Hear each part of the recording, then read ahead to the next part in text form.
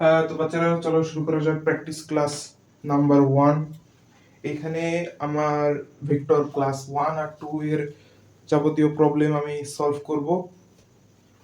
অর্থাৎ ওইখানে vector class 1 আর 2 আমি যে যে টপিকসগুলো পড়াইছি সে সকল টপিকসের উপর এখানে আজকে প্র্যাকটিস হবে।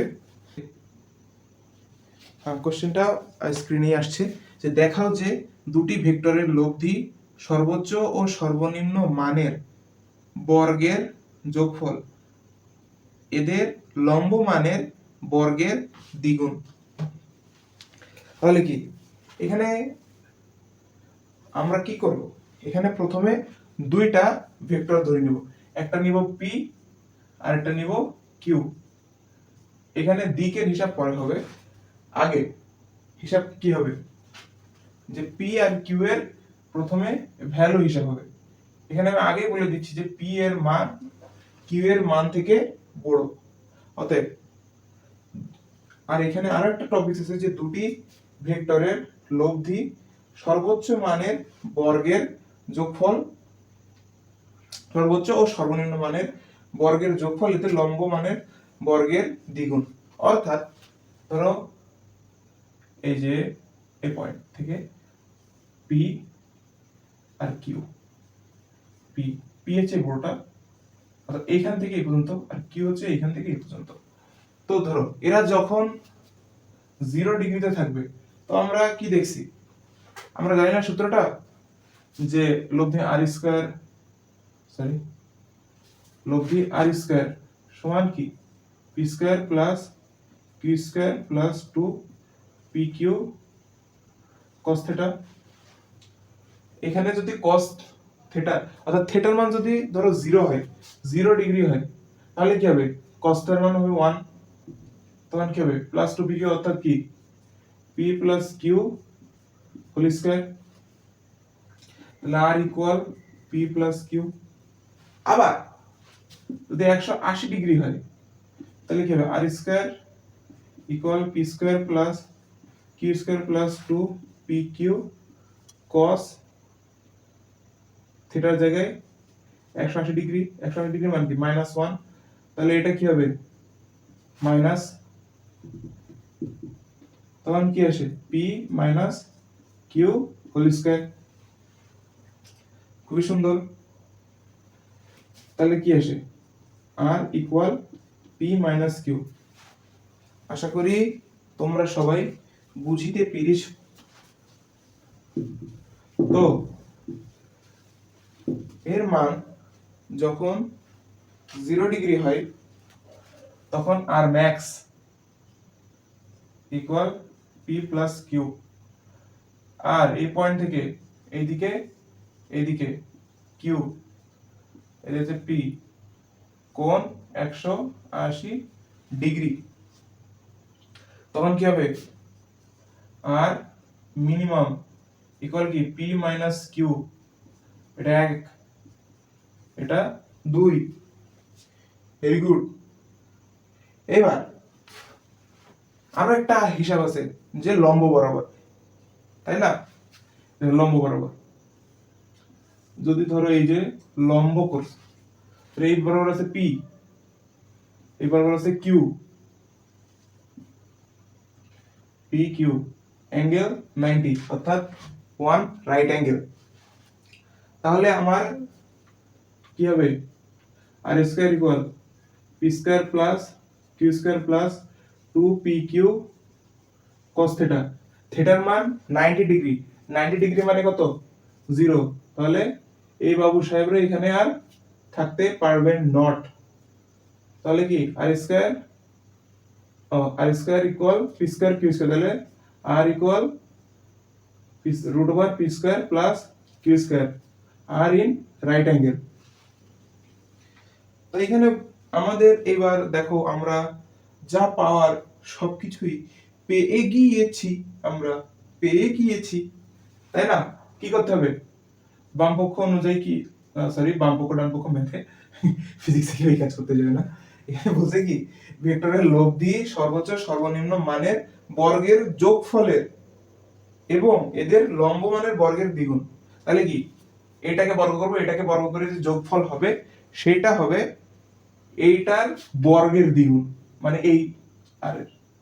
তাহলে করে দেখি, R max square equal plus R minimum, এই মিনিমামের স্কয়ার কি হয়, P plus Q whole square plus P minus Q whole square, P square plus 2pq plus Q square plus P square minus 2pq plus Q square শু শু, তাহলে কি 2p square plus Q square, এটা মানে কি আর আর এটা square, অবশ্যই সেটাই, তাহলে 2 আর রাইট অ্যাঙ্গেলের আর স্কয়ার, তাহলে কি হয়ে গেছে প্রমাণ। তো কি অ্যান্সার মিলে গেছে?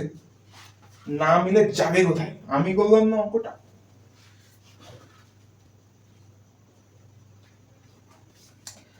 এবার তোমরা দেখো প্রশ্নটা আসছে এইখানে। তো এই দেখো 2 নম্বর প্রশ্নে বলা আছে যে দুইটি সমান মানের ভেক্টরের লব্ধি ও এদের মানের সমান হলে মধ্যবর্তী কোণ কত। Wow, very nice question. যে বলছে দুইটা ভেক্টর, একটা ভেক্টর আছে পি, একটা ভেক্টর আছে আমাদের কিউ, কিউ, আর এই ভেক্টরের লব্ধি আছে আর,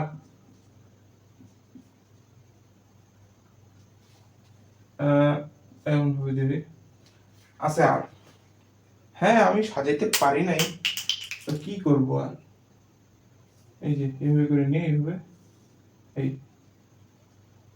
আরে বাবারা বুঝে নাও না, এটা আর, এটা পি, এটা হচ্ছে কিউ। তো এখানে কোশ্চেনটা হচ্ছে এটা না, কোশ্চেনটা হচ্ছে যে এইভাবে তো আমরা লব্ধি নির্ণয় করতে পারি, কিন্তু কিউটা মেইনলি ছিল কোথায়, এখানে ছিল, আমি তো পরে রিপ্লেস করে ওখানে নিয়ে গিয়েছি, এটা ছিল মেইনলি কিউ। বুঝলো, এই যে এই কোণ, এই কোণটা হচ্ছে থিটা, এই থিটাটা কত এটা নির্ণয় করতে বলা হয়েছে। এই কোণটা কত, এখানে দুইটি সমান মানের ভেক্টরের লব্ধি ও এদের মান সমান হলে, বুঝছো মানে কি, দুইটি সমান মানের লব্ধি অর্থাৎ p ইকুয়াল q, আবার এদের লব্ধিও আবার এদের সমান, ওহ কি সর্বনাশ, তাহলে ইকুয়াল আর, তাহলে আসো এবার আমরা একটা সূত্রটা লিখি, r square equal p square plus q square plus 2pq cos theta, আর কি সব এক, তাহলে এখানে আমরা p স্কয়ার লিখে দিতেই পারি, ab square plus ab square 2ab square cos theta, এগুলো সব এই পাশে না, এই দুটো p এই পাশে নিয়ে আসি, তাহলে minus p square equal 2p square cos theta, তাহলে cos থিটা সমান কি মাইনাস এর হাফ, তাহলে থিটা সমান কি, থিটা সমান 120 ডিগ্রি।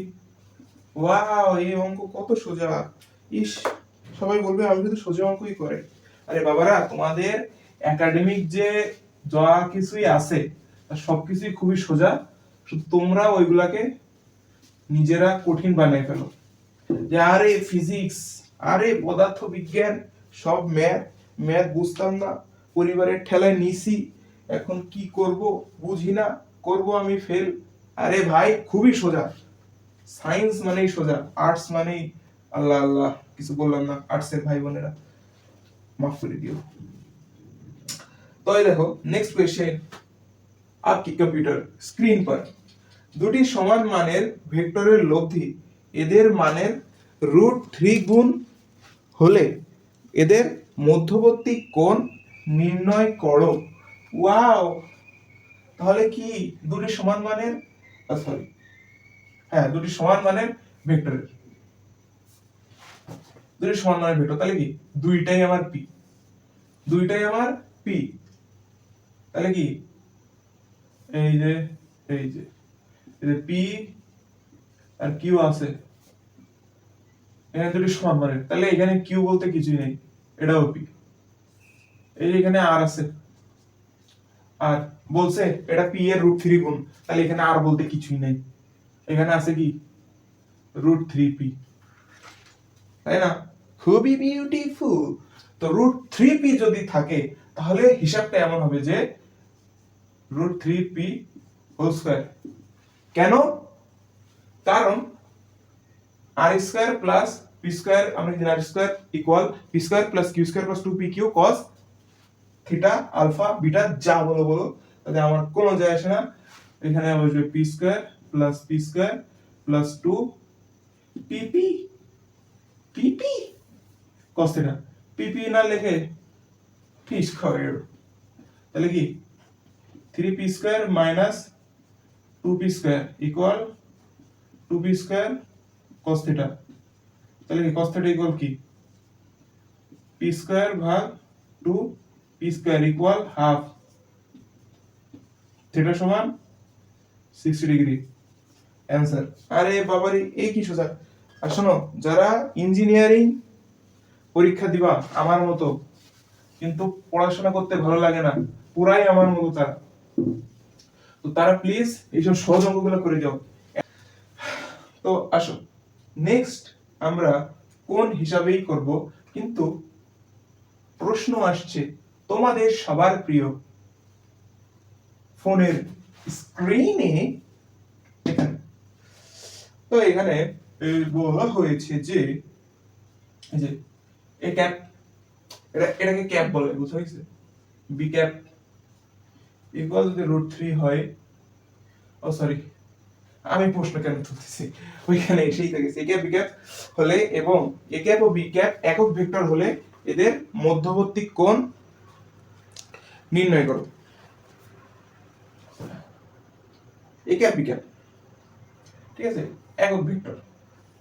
তো এখানে কি এ ক্যাপ এই বরাবর ক্রিয়া করতেছে, এটা একক, তাহলে এটার মান 1, এটা হচ্ছে ধরো বি ক্যাপ, এটা একক ভেক্টর। ক্যাপ মানে হচ্ছে বুঝে একক ভেক্টর যখন থাকে তখন, এই বরাবর কি, হ্যাঁ এটা একক ভেক্টর, কিন্তু দিকও আছে মান তো আছে, সেটা যতই এক হোক না কেন, এটা আলফা কোণে যদি ক্রিয়া করে তাহলে কি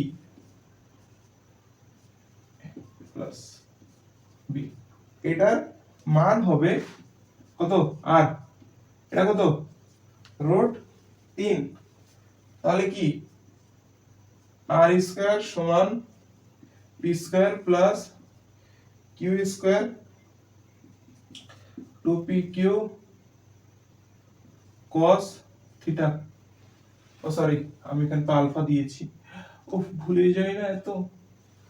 তো যাই হোক, কোণ নির্ণয় করতে বলছে, এটা কত R √3 square equal 1 square plus 1 square plus 2 into 1 into 1 cos alpha, তো 3 minus 2 ইকুয়াল 2 cos আলফা, তাহলে cos alpha equal half, alpha equal 60 degree. বোঝা গেছে? এত সহজ অঙ্ক, ঠিক আছে? তাহলে এই অঙ্কটা শেষ হয়ে গেল। আসো এবার নেক্সট অঙ্কটা করি। आपका अगला सवाल आपकी कंप्यूटर स्क्रीन पे ये আছে a cap b cap, oh sorry a cap modulus a cap minus b cap is equals to √3, মানে কি বিয়োগফলের মান বোঝাইছে আসলে। a cap b cap যদি একক ভেক্টর হয় তাহলে এদের মধ্যবর্তী কোণ কত? বাবাজি তুমি এটা কি করলে? তোমরা আমাকে ঠিক এই কথাটাই বলতেছো, বুঝছি আমি, কিন্তু বাবা করার কিছু নাই আসলে, তোমাদের শিখাইতে হবে আমার, না হলে এবার বলছে এটা এ, এটা বি, তো যেহেতু A cap R B cap, তাহলে কি এটার মান অবশ্যই 1 তোমার, কিন্তু এখানে একটা ইয়ে আছে যে এই যে এইটার মান হচ্ছে আলফা, আলফা কোণে আছে, কিন্তু এখানে আমরা প্রশ্ন দিতে পারছি যে এ ক্যাপ মাইনাস বি ক্যাপ আছে, তাহলে কি হয় ভেক্টরের শোনো, ভেক্টরের বিয়োগে কি হয় জানো? যে ধরো ভেক্টরটা এইদিকে আছে, এটা বি, কিন্তু যখন মাইনাস বি দেয় তখন ভেক্টরটা এই যে মাইনাস বি, অর্থাৎ পিছন দিকে।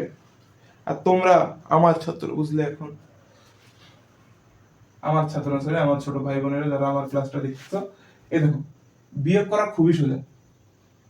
ধরো আছে এ, সরি এখনো A minus A vector minus B vector, কি করবা? সহজ হিসাব, A vector plus minus B vector. আমি মাইনাস করবই না, আমি ভেক্টরটাকে আমি ঘুরাই দিব, ঠিক আছে? বি ছিল মাইনাস বি বানাই দিছি, আর এটা দুইটা আগে দুইটা বিয়োগে ছিল, আমি দুইটাকে যোগে বানাই দিছি।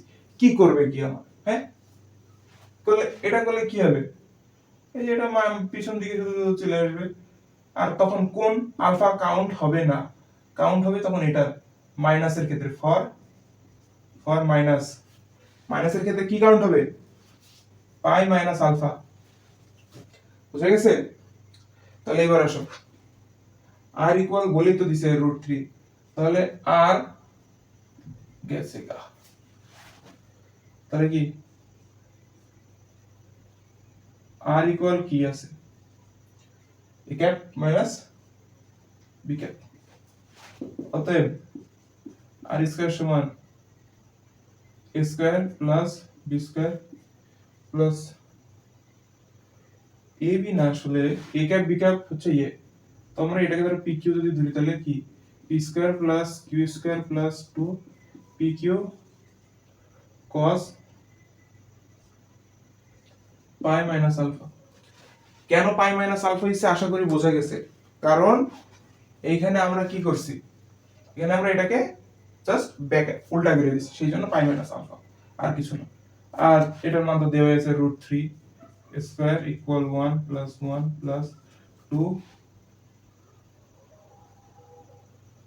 আর এখানে আছে মাইনাস cos আলফা, দেন 3, এই যে এখানে আছে 3 minus 2 equal minus 2 cos alpha, cos alpha সমান মাইনাসের হাফ, অতএব আলফা সমান 120 ডিগ্রি।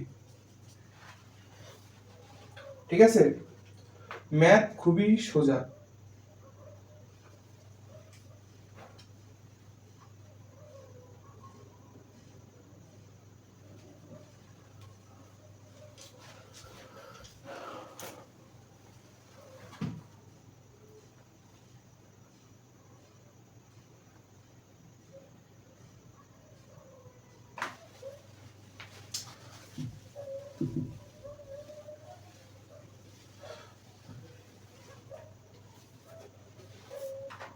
আসো এবার নেক্সট অঙ্কটা করি, যেটা এসেছে তোমাদের কম্পিউটার স্ক্রিনে।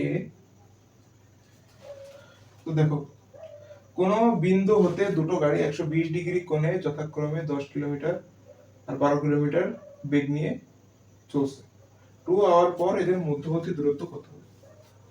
খুবই সোজা, কি করলে হবে? কি করতে হবে? কি করতে হবে? কি কি কি কি কি? দেখো, এই গাড়িটা এইভাবে চলছে, এই যে এখান থেকে একটা গাড়ি চু চু 120 ডিগ্রি কোণে, তো কি এইদিকে গাড়িটা চলছে কত বেগে? আর এটা দিলাম আমরা 10 কিলোমিটার পার আওয়ার, এটাকে দিলাম ধরো আমরা 12 কিলোমিটার পার আওয়ার। তো এটা কিভাবে, যে আমরা কি করতে পারি, আমরা ধরো বেগ, লব্ধি বেগ নির্ণয় করতে পারি কিভাবে? এই 10 স্কয়ার যোগ 12 স্কয়ার যোগ 2 ইন্টু 10 ইন্টু 12 cos 120, তাই না? cos 120 দিয়ে আমরা হচ্ছে বেগ নির্ণয় করতে পারি, মানে লব্ধি বেগ যেটাকে বলে আসলে। এবার এই লব্ধি বেগ কে আমরা যদি সময় দিয়ে গুণ করি, এই 2 আওয়ারের সাথে যদি গুণ দিই, তাহলে কি হবে? লব্ধি দূরত্ব বের হবে, লব্ধি লব্ধি দূরত্ব, লব্ধি দূরত্ব বের, সরি। তো এই যে প্রসেসটা আছে, এই প্রসেসটা কিন্তু ঠিক না আসলে। কারণ দেখো আমাদের চাইছে কি, ধরো 2 আওয়ার পর এই গাড়িটা ধরে এখানে পৌঁছাবে আর এই গাড়িটা ধরে এইখানে পৌঁছাবে, এই দুইটার এই দূরত্বটা চাইছে, বুঝছো? এটা চাইনি যে তারা লব্ধি বেগে হইলে, তারা লব্ধি বেগ কখন হবে, চাই এই দুইটা ধরে টানাটানি পরস্পর একটা সম্পর্ক হবে। আর এখানে তো সম্পর্ক নাই রে বাবারা, সম্পর্ক নাই, এদের জাস্ট চলতেছে, দূরত্বটা নির্ণয় করতে বলছে। এত কমপ্লেক্স না বিষয়টা, খুবই সহজ। তোমরা কি করবা, এখান থেকে দূরত্ব, এখান থেকে দূরত্ব, এইবার ওই দূরত্বটাকে লব্ধি বানাইলেই কাজ হয়ে যাবে। তাহলে কি এই বান্দা কি করছে, 2 আওয়ারে কত দূর গেছে, 24 কিলোমিটার, পারদনি 24। এই বান্দা কত দূর গেছে, 20 কিলোমিটার। তাহলে কি এইবার আসো, তাদের দূরত্ব মানে পরস্পর থেকে তার কত দূরে আছে। এইবার যদি আমি করি 24 square plus 20 square plus 2 into 20 into 24 cos 120, তাহলে তোমার যে অ্যানসারটা আসবে সেটাই হবে তোমার আসল অ্যানসার। তো এখানে আমার আসছে 38.15, কিন্তু তার পরস্পর এত কিলোমিটার দূরে আছে। তোমরা যদি চাও এখানে সাইন সূত্র ইউজ করতে পারো, ঠিক আছে? কারণ কি, আমরা ধর এটা বের করব, এটা ধরে এস, এস এর বিপরীতে কোণ আছে কোনটা, 120। তাহলে কি cos 100 দিলাম রে, তো বসে cos 120 ডিগ্রি সমান, এটা আছে ধরো 24 স্কয়ার যোগ 20 square minus s square, 2 into 24 into 20। এটা করলে তুমি s এর মান পেয়ে যাবে। আশা করি বোঝা গেছে, ওই একই আসবে বাবারা, মান পেয়ে যাবে। এইবার